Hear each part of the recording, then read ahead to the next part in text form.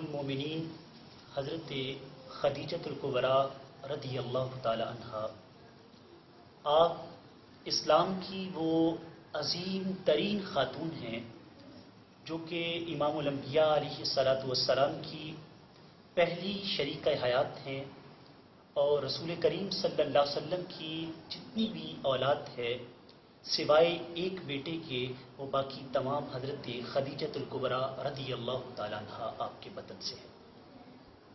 حضرت خدیجۃ الکبریٰ رضی اللہ تعالی عنہا حضور کے عقد نکاح میں آنے سے قبل دو شوہروں سے داغی مفارقت کو سہ چکی تھی۔ سب سے پہلا آپ کا نکاح ابو حالہ بن زرارہ تمیمی کے ساتھ ہوا۔ ابو حالہ بن زرارہ تمیمی سے دو بیٹے جو ہے ہند اور حالہ جو ہے دو بیٹے ان کے نکاح سے پیدا ہوئے، اور دونوں جو ہے وہ صحابی رسول ہوئے، بلکہ حضرت ہند سے امام الانبیاء علیہ الصلاۃ والسلام کے حسن و جمال کے متعلق روایات بھی مروی ہیں۔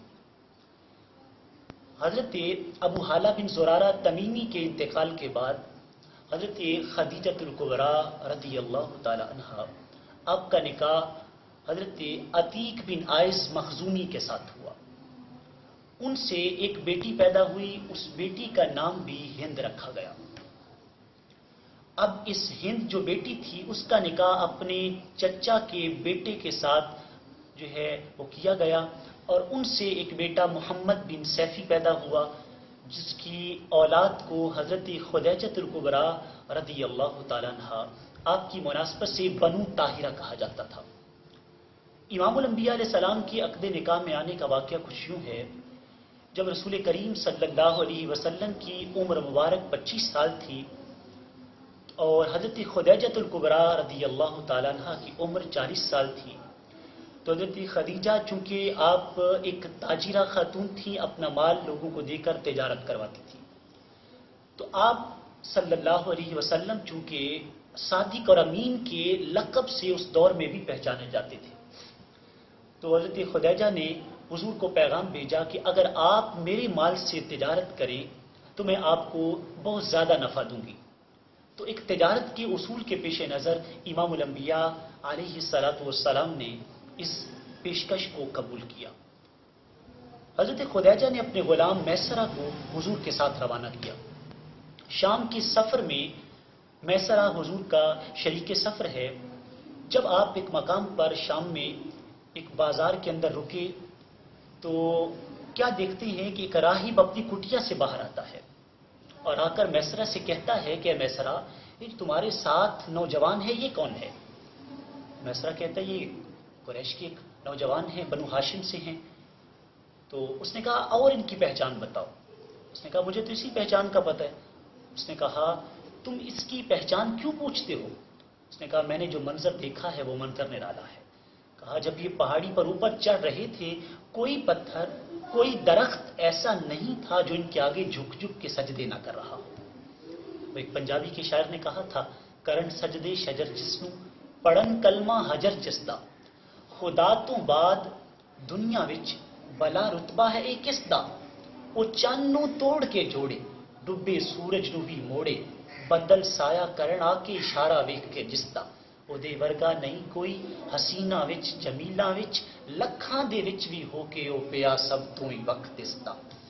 تو اس نے کہا میں نے یہ جانتا ہوں کہ نبی کے سوا درخت و پتھر کسی کو سجدہ نہیں کرتے، اور جس درخت کے سائے میں یہ آ کے بیٹھے ہیں آج تک سوائے نبی کے کسی نے اس درخت کے سائے تلے قیام نہیں کیا۔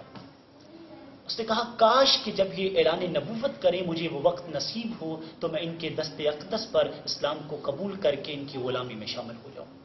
بہرحال حضور تجارت کر کے جب واپس پلٹے تو حضرت خدیجہ اپنے گھر کے بالا خانے میں امام الانبیاء علیہ السلام کو آتا ہوا دیکھ رہی تھی۔ جب حضور پہنچے تو حضرت خدیجہ نے اپنے غلام میسرہ سے کہا، میسرہ تم نے کوئی ان کے ساتھ عجیب و غریب مناظر نہیں دیکھے؟ تو اس نے کہا آپ کیوں پوچھتی ہیں؟ کہ وجہ یہ ہے میں نے دیکھا جب تم آ رہے تھے تو دو فرشتے تمہارے اوپر حضور کے اوپر اپنے پروں سے سایہ کیے ہوئے تھے، تو میں یہ سمجھی کہ یہ بڑی عظیم ہستی ہیں۔ میسرہ نے کہا میں یہ منظر جانتا ہوں، کیونکہ جس وقت میں شام میں ان کے ساتھ شریک سفر تھا تو یہ ماجرا وہ راہب والا پیش آیا، ساری بات سنائی تو خدیجہ جان گئی کہ حضور اللہ کے نبی ہیں، تو یہ دل میں چاہت پیدا ہوئی کیوں نہ حضور کے ساتھ رشتہ زوجیت جو ہے وہ اختیار کر لیا جائے۔ پیغام بھیجا گیا، امام الانبیاء علیہ السلام نے اپنے چچا حضرت امیر حمزہ اور حضرت ابو طالب کے ساتھ اس بارے میں مشورہ کیا، تو ابو طالب اور حضرت امیر حمزہ دونوں حضرت خدیجہ کے گھر گئے اور ان کے جو اعزاء و اقربات تھے ان کی موجودگی کے ساتھ جو ہے حضور کا عقد نکاح حضرت خدیجہ سے کر دیا گیا۔ حضرت ابو طالب نے نکاح کا خطبہ پڑھا اور 500 درہم حق مہر ادا کیا۔ اس کے بعد حضور کی جتنی بھی ازواج ہیں سبھی کا حق مہر 500 درہم ہی رہا ہے۔ احباب گرامی، حضرت خدیجہ الکبریٰ رضی اللہ تعالیٰ عنہا اتنی عظیم خاتون ہیں کہ امام الانبیاء علیہ السلام کی غلامی اختیار کرنے کے بعد اپنے مال کو حضور کی خدمت میں قربان کیا اور پہلی اسلام کا قبول کرنے والی خاتون ٹھہری۔ جب امام الانبیاء علیہ السلام کسی مقام سے پریشان حال لوٹتے تو حضرت خدیجہ حضور کو جن الفاظ سے تسلی دیتی وہ الفاظ کتنے شاندار ہیں۔ جب حضور گھر آتے، اور جس طرح کی احادیث مبارکہ میں ہے، حضور جب غار حرا سے پہلی وحی کے بعد گھر آئے تو آپ نے آ کر زملونی، مجھے چادر اڑا دو کے الفاظ کہے۔ طبیعت میں کچھ بے قراری تھی، حضرت خدیجہ نے تسلی آمیز جو کلمات کہے وہ حضور کی پہلی نعت ہے جو کسی بھی امت مسلمہ کے اندر کسی فرد نے نعت پڑھی ہے۔ پہلی نعت خاں حضور کی اپنی زوجہ ہیں۔ وہ نعت کیا پڑھی؟ نعت پڑھی کہ کریم آقا کلا واللہ ما یخزیک اللہ ابدا، کہا خدا کی قسم ہے رب ذوالجلال کبھی آپ کو بے آبرو ہونے نہیں دے گا، رب آپ کی عزت کا آبرو کا خیال رکھے گا۔ وجہ کیا ہے؟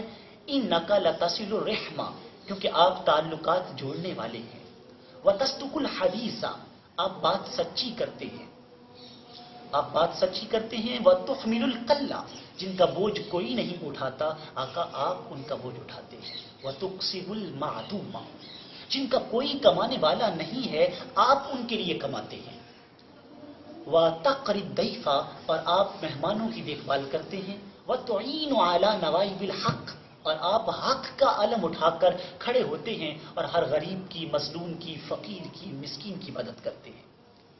اگر انہی کا ترجمہ میں الطاف حسین حالی کی زبان میں کروں تو حالی نے کہا تھا وہ نبیوں میں رحمت لقب پانے والا، مرادی غریبوں کی بر لانے والا، مصیبت میں غیروں کے کام آنے والا، وہ اپنے پرائے کا غم کھانے والا، فقیروں کا ملجا، ضعیفوں کا مأوا، یتیموں کا والی، غلاموں کا مولا، بداندیش کے دل میں گھر کرنے والا، مفاسد کو زیر و زبر کرنے والا، قبائل کو شیر و شکر کرنے والا، حرا سے اتر کر سوئے قوم آیا اور ایک نسخہ کیمیاء ساتھ لایا، عرب جس پہ کرنوں سے تھا جہل چھایا، پلٹ دی بس ایک آن میں اس کی کایا، رہا ڈر نہ بیڑے کو موجے بلا کا، ادھر سے ادھر پھر ہوا رخ ہوا کا۔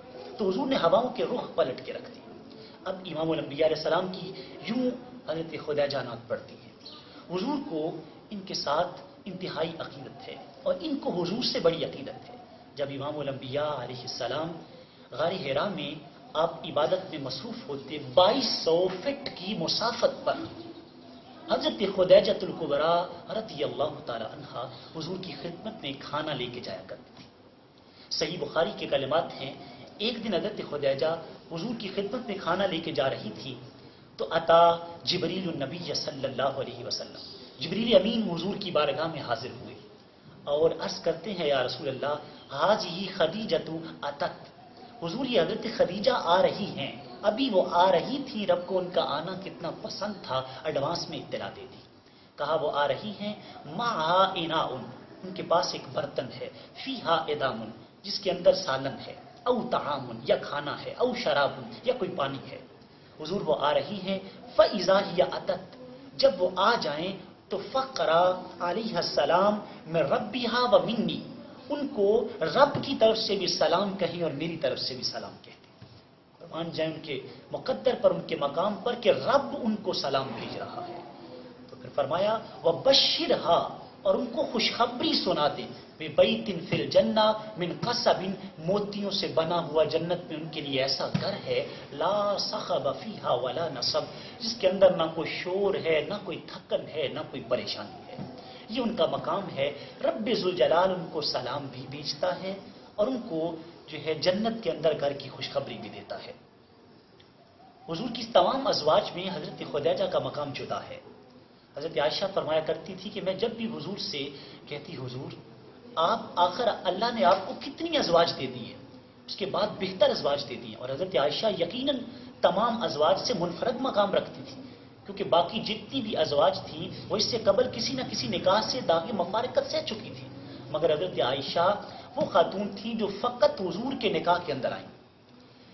تو جب وہ کہتی، حضور اللہ نے آپ کو کتنا بہتر بدل دے دیا ہے، تو آپ کیوں اس خاتون کو یاد کرتے ہیں؟ تو حضور فرماتے، عائشہ مجھے ایسا نہ کہو، واللہ ما ابدلنی اللہ خیرا منہا، کہا خدا کی قسم ہے رب نے مجھے خدیجہ سے بہتر کوئی بھی عطا نہیں کیا۔ یہ انداز دیکھیں کہ حضور کو کتنا حضرت خدیجہ سے پیار ہے۔ فرمایا ان سے بہتر کوئی نہیں دیا۔ کیوں نہیں دیا؟ لقد آمنت بی اذ کفر الناس، کیونکہ وہ مجھ پر اس وقت ایمان لائیں جب لوگوں نے انکار کیا۔ وصدقتنی، اور میری تصدیق کی، اذ کذبنی الناس، جب لوگوں نے مجھے جھٹلایا۔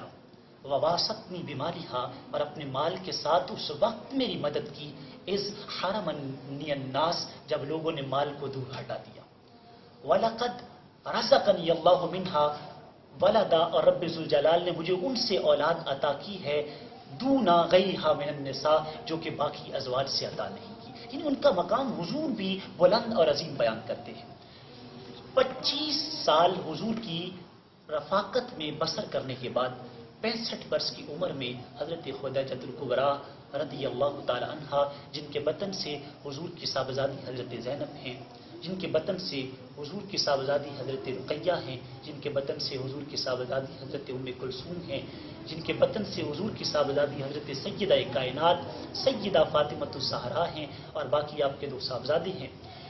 تو یہ 25 برس حضور کے ساتھ بسر کرنے کے بعد حضرت خدیجہ جب دار فانی سے دار بقا کی طرف رحلت کرنے کا وقت تھا، تو اپنی صاحبزادی حضرت فاطمۃ الزہرا رضی اللہ تعالی عنہا کو حضور کے پاس بھیجا۔